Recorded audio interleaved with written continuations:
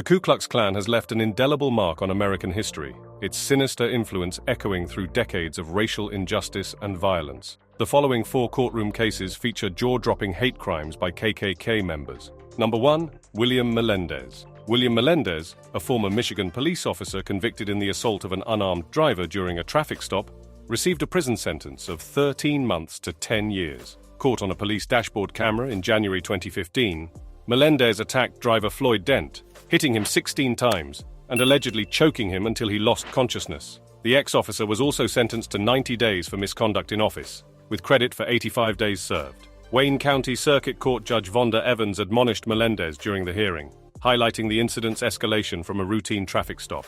She emphasized that Melendez, with better training and experience, should have known better. Melendez, previously fired from the Inkster Police Department, was found guilty of misconduct in office and assault with intent to cause bodily harm, but not guilty of a separate strangulation count. The jury, consisting of 9 black and 7 white jurors, delivered the verdict in November. Dent, initially charged with various offenses, including assaulting an officer, maintained that the police planted cocaine on him. He settled a civil suit with the city for $1.4 million, and the case led to the resignation of the police chief, suspension of 2 officers, and Melendez's termination.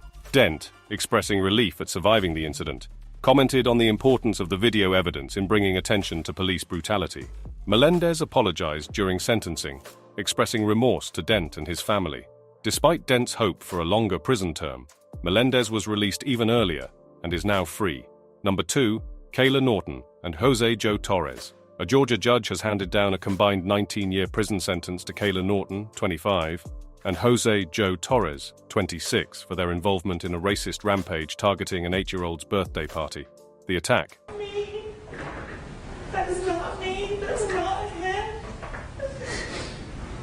I would never walk up to you and say those words to you. And I'm so sorry that happened to you. You stayed. Which involved shouting racial slurs, making armed threats, and waving Confederate battle flags, deeply affected the victim's family, who wept in the courtroom during Monday's sentencing. Expressing remorse, Norton addressed the court, stating, "I am so sorry," and accepting responsibility for her actions. Both Norton and Torres, who are not married but have 3 children together, were part of a white supremacist gang that specifically targeted African Americans with racist taunts and threats to harm minorities. Superior Court Judge William Bo McLean sentenced Torres to 13 years in prison and 7 years probation, while Norton received 6 years in prison with 9 years probation. Additionally, both are banned from Douglas County. The sentencing followed the jury's recent verdict finding them guilty of making terroristic threats and violating the Georgia Street Gang, Terrorism and Prevention Act. Torres was also convicted of aggravated assault. The incident occurred in July 2015, just a month after the Charleston church shooting that claimed 9 lives. Prosecutors revealed that the group, known as Respect the Flag, went on an alcohol-fueled racist spree in Douglas and Paulding counties west of Atlanta. Armed with Confederate flags on their trucks, they targeted African American citizens with racial slurs and threats. 911 calls reported the group's threatening behavior, leading to their encounter with an outdoor birthday party in Douglasville. The group, including Norton and Torres, approached the partygoers, threatening violence. Norton was identified as the person who retrieved Torres's shotgun, loaded it, and handed it to him. Cell phone footage showed police attempting to create a barrier as the group drove off. During the trial, Torres claimed he carried the shotgun for self-defense, but later admitted to lying about the weapon and selling it before his arrest. The gang, Respect the Flag, was indicted as a street gang by a Douglas County grand jury.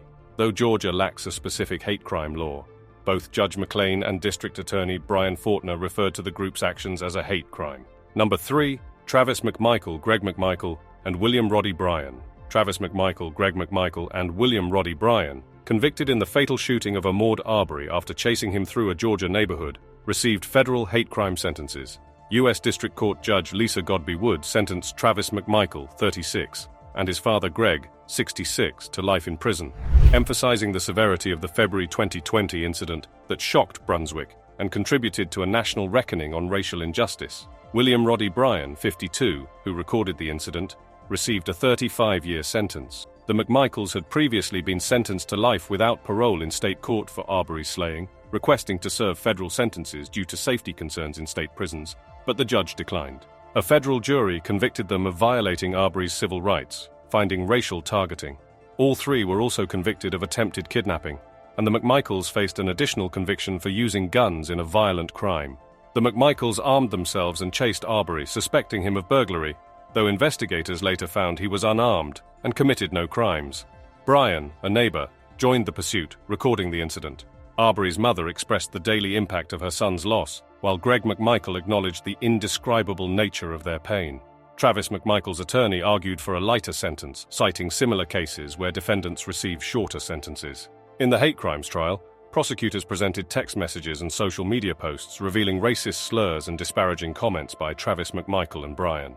The state superior court had earlier imposed life sentences for Arbery's slaying, denying parole to both McMichaels. The verdict forms from the state trial showed guilty verdicts for Travis and Greg McMichael, while Brian was found guilty of felony murder, but not guilty of malice murder. Number 4. Todd N. Jameson, who targeted a predominantly black church and funeral home in Grand Rapids with racially charged phone calls, has been sentenced by a Kent County judge. Described as a clear racist whose behavior aligns with that of a mass slayer, Jameson received a sentence of 16 months to 2 years in prison for ethnic intimidation, the maximum allowed by the judge. Additionally, he was fined $5,000. Jameson, 27, was responsible for sending racially charged phone calls and emails to Brown's Funeral Home and Brown Hutchison Ministries, both located on Jefferson Avenue Southeast. The messages began appearing on November 14th after 2 individuals were asked to leave the funeral home property. Paula A. Woods, a recipient of the phone messages, shared that she often feels the need to look over her shoulder when going to the church. During the court proceedings, Jameson, dressed in a suit and tie, apologized for his behavior. He acknowledged receiving similar calls before the incident and expressed regret, stating that he had not considered the current climate of the world, referencing incidents such as shootings. Despite a plea agreement suggesting a jail term of no more than 9 months, the judge, Trusock, asserted that he was not bound by the agreement due to Jameson's previous missteps, such as failing to appear for his pre-sentence report and neglecting court services. Michigan's ethnic intimidation law, in effect for 30 years, deems it a crime to harass someone based on their race, color, religion, gender, or national origin. Ethnic intimidation is a felony punishable by up to 2 years in prison and a $5,000 fine. Trusock, expressing concerns about Jameson's potential as a mass murderer, highlighted the severity of the actions and their impact on the community. Do you believe these convicts got what they deserved? Let us know in the comments and subscribe to our channel for similar content.